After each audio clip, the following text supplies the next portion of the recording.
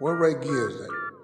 Yo, ping Ray in here, bro. We gonna spin the block on them niggas. Okay, so check it out. Wack 100 blazes Bricc Baby and Woody for being in the A and having a powwow. What? Let's get right to it. It's Ray Gibbs TV. Spin the block. Separate rooms. Definitely no. We were across the hall. No, same suite. Nigga, we heard about it, but I'm gonna leave that alone. I heard, I think I heard him beating off one night. Oh, 6-0. Same suite. Huh? Not in the same suite. We were across the hall. Two sweet motherfuckers in the suite, shit. Why not? No. As his manager, I really feel like he needs to steer clear of the gay stuff. Who's manager? Bricc Babies. Not his actual manager, but like, you know, performing some managerial duties. Just because I do it doesn't mean he needs to do it. So off camera, did him and Woody hug? No. Shake hands? Strictly professional. Huh? It was totally professional. You know what's funny? Because You couldn't wait to bring this up. no. You love it. Let me tell you why it's funny. You're mad you didn't go to Atlanta. You wanted to turn it to Here's Zestlanta the with me. thing. You wanted to share a Woody suite. DM me today because I've been trolling him. What's Woody saying? Nice guy, by the way. I liked hanging out with him a lot. When I made the business decision to go interview people, all these dudes had something to say. He didn't interview Woody. We did an interview with Woody. No. Bricc Baby was not involved. No. Bricc Baby did even more. He went and hung out. I love that I'm getting told this by you, even though you weren't there. What you mean? He went. People were there. You're basing this on my social media, what No, I'm I not. chose to put out there. No, I'm not. Yes, you are. I haven't looked at your social media. Then what do you know? You saw the clip of I him know. standing against the brick wall with Woody. I don't even talk about it. It's a picture. Somebody said, hey, I'm take a talking picture, about take a him. picture. I'm talking about him hanging out. Y'all out there riding dirt bikes and quads. I rode the It quad. don't matter. He was out there. He's with him. He's there. Y'all went to the bowling alley. So Got some burgers. hold on. Let's keep it real. Oh, that's real. It's a real burger. When I sat down and did an interview with 6ix9ine, right? Mm-hmm. Guys like Bricc had a lot to say. Did he? I don't remember that. Yeah. Now he's saying, I don't care about the streets no more. That's not what he said. That's what he said. No. He definitely said, I don't care about the streets. I don't care what the streets have to say. He said it. No, he didn't. Out of say his it. mouth. He would never say F the streets. Bullshit. He abides by the code of the streets, That's if cap. anything. What Bricc was doing that afternoon, he came along with us while we were doing the interview. We're at the studio. He's hanging out. Didn't want to be on camera, even though he probably would have added something He to that left conversation. LAX knowing he was taking you to Woody. We were supposed to do a lot of different things there. Woody was only one of them. And then So why he didn't go back to his room? we spent some time stomping around the city, went off to Mechanicsville, and Bricc stayed nearby, held me down. Now, I did have my own security, so not 100% necessary, but Bricc, you know, why would he want to leave his close confidant, Hey, bro. alleged gay lover, if you were to ask someone like yourself, bro. personally? I have nothing to do with Listen. that. Why would he abandon me? Just so what? So that he wouldn't have people like you trying to make a commotion and call him out No. because he stood near Woody in Here's that the photo. point. I've already been living my life in my world. It been guys like him saying what they wouldn't do. And now I'm seeing them do the same shit. I ain't do all that he doing. But even more, I'm just saying, keep it real with yourself, man. Like, you might want to be a little hesitant on the things you say, because you never know when you in the same situation. You gotta make the same decision. You went to Miami to sit down with 6ix9ine on camera. No. Bricc Baby was already in Atlanta, No, I and he didn't. chose to not do an interview with Woody. I was in Miami for Rolling Loud already. Which is something that you do all the time. I was already there with Rolling Loud. You like going to, you get in the mosh pit and go get a jumbo hot dog. And then I got you weird as fuck. You don't seem like the average Rolling Loud participant. I'm going to be honest. I had an artist performing. Right. So I was already there.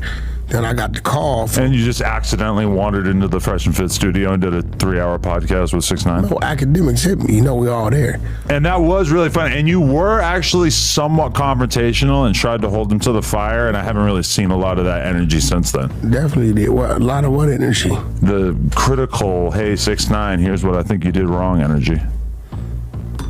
I already did that. The fuck you want me to every time I sing? That was the first time you ever had 2 interviews.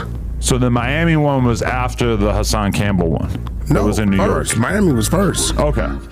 Then it was New York. So you've done a series of snitch podcasts, but yet you're taking issue with Bricc Baby not doing a podcast with Woody, but hanging out in Atlanta around him. You gotta stop being extra out and just like say, hey, bro. If the opportunity, he should have sat there and did the interview with you. Why? He didn't want to. He said he didn't feel comfortable with that. Why not? See, this His is where ties to YSL. No, this is where he went wrong. He's supposed to do an interview with him and ask him the real questions, but he didn't want to keep it real because he out he-heing and laughing and gaga with him. He didn't want to sit down and say, hey, homie. Why'd you get up? Why'd you telling people what you told them back in 2015? Why did you even begin to even give this information? Right. He should have. He should have really, for real. I did. I would have respected. I would have respected that trip if he'd have sat down, because he's gonna ask or can ask different questions from you in a different way. True, that would have been one option. However, if he had sat down with him and asked him those questions, out of an hour and a half long interview, that might have been like 10 minutes. Everybody, yourself included, would have basically took him sitting down with him as you sat down with a snitch. No, he wouldn't have. I would have based it upon, listen, I don't have a problem with a dude from the street sitting down with a snitch. As long as he addresses the snitching and really addresses in a manner that if a motherfucker get mad, you done seen me do it a couple times. If he get mad, it is what it is. I asked him. Pacify. I asked Woody why he told or what that whole scenario was about. It seemed like he was very, very limited in terms of what he can say because of the fact that the case is still going on. And I mean, Woody is a tricky one. Because yes, he told. Yes, he sat down with the cops and shared a bunch of information that he definitely shouldn't have. But since then, you can't unsnitch. I feel you. But it feels like the city as a whole is being, you know, somewhat more accommodating to him because of the fact that now he's basically making a mockery out of this trial and going up there and basically doing everything that he can to throw a stick in the spokes of the case that's being presented against us. But he did everything he could, and he's the reason like 10 why. 10 years ago. Doesn't matter. I know. I get that. Investigation I totally get that. Started 10 years ago. A lot of shit he told them people was part of the serious cases and part of the reason why they even arrested this man. And thought they can charge him with this RICO. You eliminate the shootings and the killings and all the shit, God knows what he told them. There's a good chance the case ain't even strong enough to be talked about, to even be put in front of the DA to be put on a docket. I would have to look into that a little bit more. What you mean? To figure out how crucial Woody's testimony was. They said Thug's case, his investigation started 10 years ago. And Woody testified. 10 years ago. Woody snitched in like 2015, so that's like 9 years ago. Well, if it was really 10 years ago, then maybe somebody else sparked it off. Remember, he got arrested 2023? What is It's it? been a year and so 18 months. What does it make you feel that my time spent with Lil Woody in the streets of Atlanta, he is treated like a goddamn god out there? And I'm talking from like the people in his neighborhood to like, you know, we drive 20 minutes and we go to the bowling alley and I'm seeing like small girls, like 10 years old, freaking out like it's He never made the Beatles just walked into the bowling alley. He never made this kind of money being the old guy he was. For sure, yeah. He didn't even have this type of notoriety. Probably didn't even go bowling. Yeah, I mean, he doing his thing. I don't give a f. I really would have liked to see Bricc. If Bricc would have sat down and questioned him, I would have been defending him. But the fact he went out there knowing what he was going out there to do, and he has a lot to say about when other people does the same thing. I guess this is like some trauma you have stored up. So Bricc did say something about you hanging out with 6ix9ine. I don't remember that. Everybody did. I mean, you know, but I told everybody what I was doing. I didn't give a f. Academics said, yo, Wack. I said, bro, drop that shit. They called me 10 times. Yo, Wack, you sure you want to put it out? The f, we didn't do all that shit for it not to come out. You know, I think I started the era of not caring. Well, Atlanta has been very influenced by that because holy shit, if anyone cares out there, you could have fooled me. But then when you have like private conversations with people, the tone is like, Woody. Like, you know, there's a lot of people are kind of torn because they appreciate what he's doing on the stand at this point, but they also are just kind of like, damn, I can't believe this dude that we've known for all these years actually was sitting down with the cops like that. It's the cold part about it. Thug is one thing. You don't know what else he done told these people on whoever. I don't know. So you're saying that the interrogation tapes were probably incomplete. There's probably more conversations. I'm pretty sure there's more conversations that involve other people who then got caught up because he was the lead. He ain't just talked about Thug. I don't know. But I will say, he moves around that city. I can't wait to put out this vlog and this interview. I got to stop talking about it on here so I can actually put that out and people can actually see us hanging out there.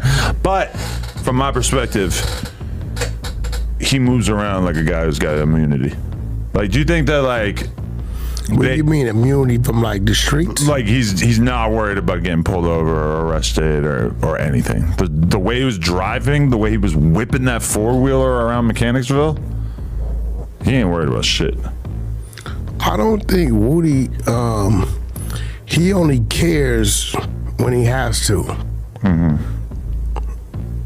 Like, you have to really put him in a situation to care. Like, he has to really be in cuffs. And then he'll care, and then he'll start trying to figure out a way how to get out of it. Other than that, he's reckless. He's impulsive. Yeah, he's just what it is. For sure. I mean, you know, shit, he's his own. Whatever he's doing. But if you ask me my opinion, I give it to you. Personally, I don't give a f. He's mad at me, though. He just told me. Who, Woody or Bricc? Woody. Yeah, he was dissing you on the interview we did. Was he? I was defending you. Yeah, he says, he was talking about the three-finger thing. Yeah, I don't f about that. I don't f about no lie. He's talking That's like, just like a motherfucker calling you a pedophile. Right. You don't care. It's like it didn't happen. Yeah. They can say whatever they want. But he was, you Look, and Woody I promoted his flyer. Well, you have a lot in common. I promoted his flyer, bro. Georgia Streets, go support your star witness. That's his flyer. And he responded to that? Yeah, he got mad. He says, you gonna make me smack that bald head. I said, he got a bald head too. What's wrong with the promo? He said, keep trolling. I said, nigga, you're a rat. Live the rat's life, kill the tough shit, my nigga. And he's cried, he said, laughing, yes, sir. Yes, sir. Yeah.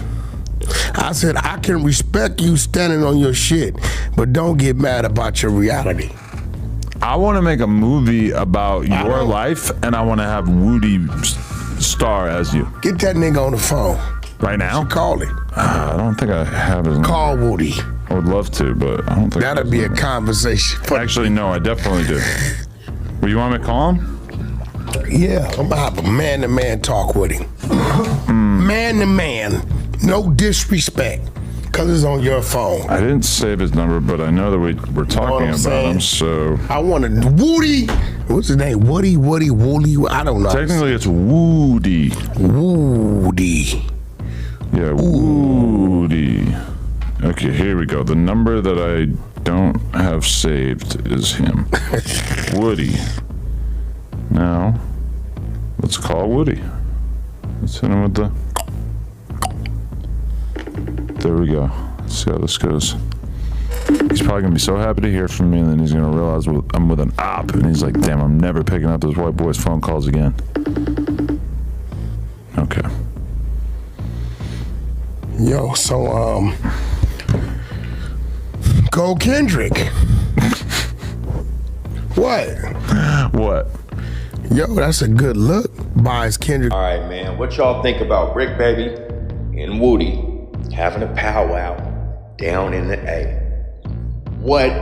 Drop them comments down below. Keep your notification bell turned on at all times so you don't miss out on no premium content. That boy Ray Gibb gonna deliver 24/7 around the clock. You already know.